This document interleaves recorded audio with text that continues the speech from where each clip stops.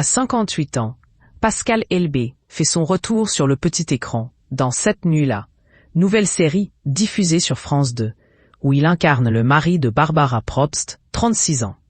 Mais au-delà de la fiction, que sait-on réellement de la vie amoureuse de l'acteur?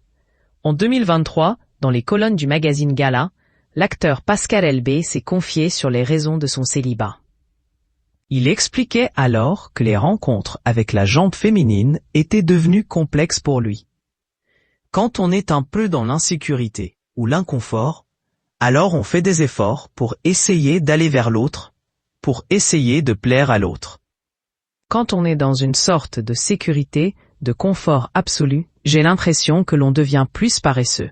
Dans cette même interview, il avait pourtant mentionné qu'il avait appris à accepter ses failles et avait relevé que les femmes les apprécient. Le quinquagénaire avait également dressé un constat sur sa manière de vivre l'amour.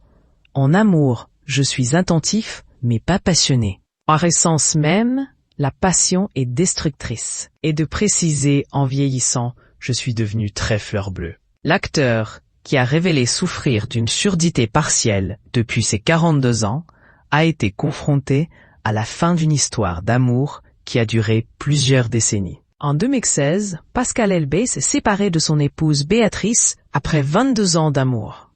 Il avait parlé de cette rupture amoureuse au Madame Figaro. Le deuil amoureux est la chose à vivre la plus difficile au monde.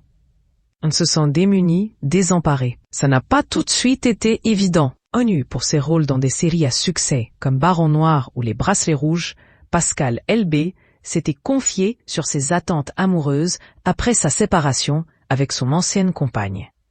J'aimerais trouver un endroit près de la mer où m'installer 6 mois dans l'année.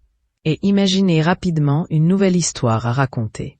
Je demande à l'autre de pouvoir avoir 15 ans dans sa tête, comme moi, et ce n'est pas facile à trouver, avait-il dit au Madame Figaro. À ce jour, Pascal Elbé serait toujours célibataire.